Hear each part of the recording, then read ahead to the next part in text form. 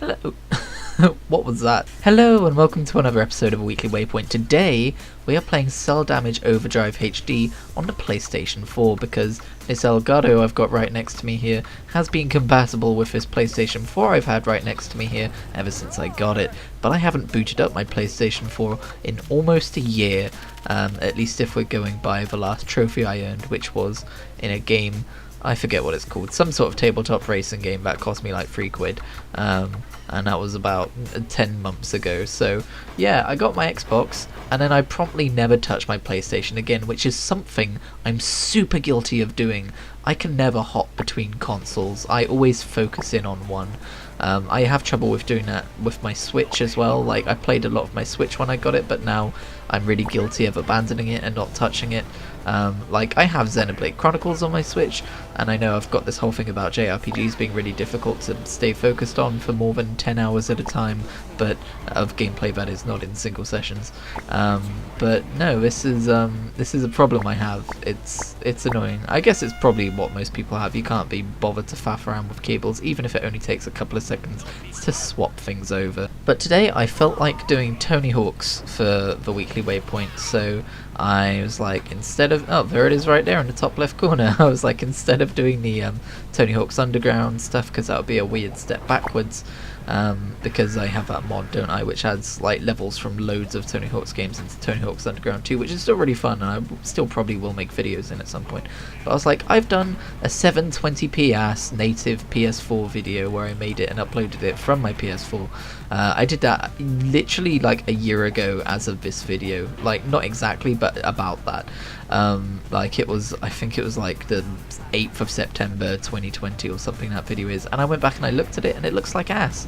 I'm like, well, I can do it in my Elgato now and it'll look all nice and stuff and it'll be exciting.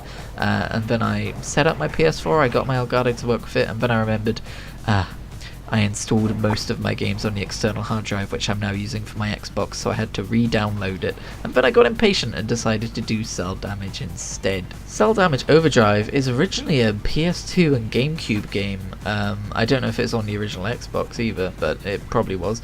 And it's a vehicular combat game, as you can currently see. It's based on cartoons. It's got a nice cel-shaded kind of a look. It's based on wacky physics. It's not very precise. And it's something I've spent many hours playing as I grew up. And I was the reason this was my second choice to go to this week was because vehicular combat games have kind of been in the discussion, in the general gaming discussion lately, because there's lots of rumours about a new Twisted Metal coming out, and I mentioned on Twitter how weird it is that I grew up loving vehicular combat games, but I've never played a Twisted Metal game. Instead I played Rogue Trip, which I also considered doing for this video by emulation, or I played Motor Mayhem or Motor Siege Warriors of Primetime, or Cel Damage Overdrive. So while I was rummaging around on my PS4 and seeing what I still had installed while I was waiting for new things to download, or I guess old things to download, I realised, oh, I should just do it in Cel Damage. That's a fun thing to do, isn't it?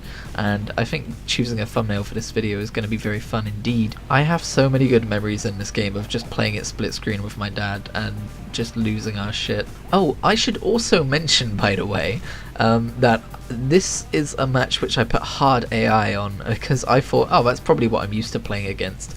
No, turns out it's not what I'm used to playing against, and I actually didn't win this match, which is quite embarrassing. I didn't come close to winning this match. So I recorded a second game with a different character on the same map with normal AI, which I won. But unfortunately it came out to less than 10 minutes, and I want to have as much time to talk as possible. I don't like doing short weekly waypoints if I can avoid it. But yeah, there's definitely some games on PS4 that I don't want to abandon, I want to make content out of. So hopefully you'll be seeing some of that. I want to make content out of Tony Hawk's Pro Skater 1 and 2 HD. I want to make content out of The Crew 2 now that I can finally race around in that and have it uploaded in full 1080p. Because, you know, just like the limitations of the PlayStation, it's better at natively being able to make videos in than the Xbox Series S is, but it was still very low quality. I want to do some stuff in Gran Turismo Sport if I can ever be bothered to find space to re-download that behemoth. Funnily enough, back in the day, Gran Turismo was a file size behemoth for an entirely different reason. It used to have really big file size saves, in comparison to everything else. So it would take up like half your memory card to just save a game of Gran Turismo, and I don't know why that is actually. I might look into why. Maybe they saved some of the game data into the memory save file. Maybe that's how they got around some of the file size issues. Who knows if that's even something that's possible. But yeah, there's a few games on there which I'm like, man, I should be playing my PS4 still. I am surprised though at how much like I don't need it, if you know what I mean. Like, I've already got so many games on the Xbox that I'm happy to play. But man, I bought Spelunky 2, that was like the last game I bought, like the last proper game I bought. Quotes unquote proper. The last game I really wanted, that I was really excited for, that I bought on the PS4 before I got my Xbox, so I should probably play some more of that because I didn't play much of that. I was playing some Wipeout. Wipeout's really fun. But yeah, maybe it's just because I didn't go through my like library of games I didn't currently have downloaded. But there wasn't a whole lot there that I immediately jumped to. Probably because a lot of the games I played on there I had PS Plus. I had free PS Plus and now I don't have PS Plus, so I'm like, yeah, well, that doesn't really count. Oh, and by the way, I could hear my main character coming out of my controller speaker, which isn't something I'm used to because I used to have my headphones plugged into my controller, but now the way that I record these videos I don't need to do that, so that was really off-putting to me, so I turned it down just then. Let's talk about something besides PlayStation 4 games, shall we? Because the PS4 is not retro and I should stop treating it like it's a retro system that I'm rediscovering. Most people are still playing the PlayStation 4 and that's perfectly fine. Most things are still releasing for the PlayStation 4. But anyway, I want to talk about the Matrix Resurrected, because when I heard that they were doing a fourth Matrix film, my reaction was, okay, sure. I've got this kind of idea in my head now about all of these like successors to like beloved film franchises that haven't seen movies coming out in like decades. Maybe Star Wars did this to me, but now I just assume that it's not going to live up to the original stuff, and that it's not going to be as good, and that it's not going to be made by the people who originally made it, and that it's going to be like a different take on it or something like that. And I should throw out there as well, I've seen all three movies like once. I'm not like a massive Matrix fan. I enjoyed them. I remember enjoying all of them. I know some people don't like the last two, but I don't really remember how it even ends, to be honest. I remember vaguely, but like I think those movies are all on Netflix at the minute. I should probably try and rewatch them all because the Matrix Resurrected trailer looks really fucking good. Like, that's a movie I want to see, and outside of Marvel stuff, I can't think of many movies that I've seen trailers for and being like, oh man, I really want to go and see that. Like, I'm not a huge movie guy, as you may already know if you follow this channel. Like, I like movies obviously, but like I don't go out of my way to get excited about movies. But this looks legitimately so good, and it's directed by one of the original directors, if I'm remembering that correctly. Apologies if I'm wrong, let me know if I am. Don't think that I am though.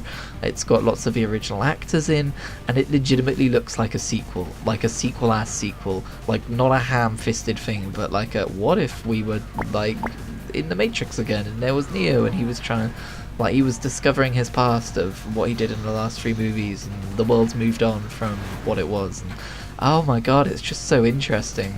And I didn't think I had it in me to care about a Matrix again, but it turns out that I do. If you haven't seen a trailer for that movie, seriously, go and watch it. Even if you're just like, yeah, I like the Matrix, but I don't care that they're making a new one. Go and watch the trailer, you'll probably change your mind. It's a good damn trailer. In other news, I recently gained a few subscribers because I posted my Adventures in Neverwinter video onto the subreddit with some trepidation, because you know how Reddit can be, and I was actually given a lovely response. There were some people who said some nice things about the video, some people subscribed, some people liked the video, and it honestly, if any of you are watching, thank you, it made my day. Like, I tend not to share my videos. If you're wondering why my videos don't get many views or why that one got more views than normal, it's because I don't tend to share my videos, because I mostly do this as a hobby for me, to kind of look back on later on in years, and like, it's nice to get attention, but I feel like a lot of the time when I share these videos, there's always one asshole who kind of ruins it, but that did not happen this time with Neverwinter. If you are holding out for more Neverwinter videos, don't worry, they are coming. Volume 2 is almost fully recorded.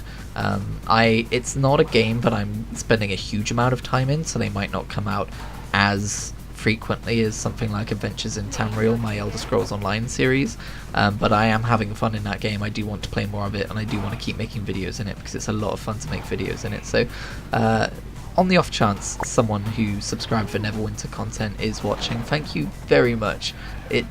I'm really happy about it. For those of you who haven't seen that video or do not know, I decided just to dabble in a free-to-play MMO called Neverwinter this week. Basically, I saw my mate get an Xbox achievement in it, and I went, oh yeah, Neverwinter's a game, and I kind of looked at it, and I went, hey, this looks kind of fun. And then I watched a Jason Strife Hayes video about if you should play Neverwinter in 2021, and he was very honest about the endgame being a massive grind, and a grind that's not usually worth it and stuff like that, but for the most part it just seems like a fun game to play through. So it might not be an MMO that I'm going to spend a ton of time in when I hit endgame.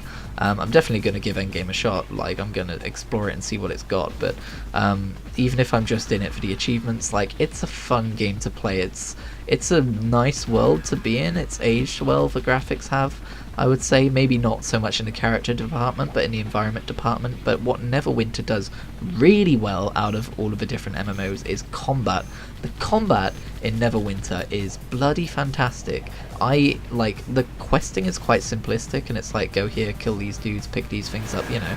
But and the story's not really there, but it doesn't matter because you're there to kill dudes. You're actually excited to take on packs of mobs, and while it does get a little bit repetitive, like I'm not going to play it for 8 hours straight, for instance, which, you know, I might have done with some MMOs in the past, it is just a good game. It's like a solid 7 out of 10, and don't like sniff at a 7 out of 10. 7 out of 10 is worth your time. It's a lot of fun to play. A 7 out of 10. I would say this game is a 7 out of 10. Score not final. But anyway, thank you very much for watching this video, and I will see you in the next one, I hope.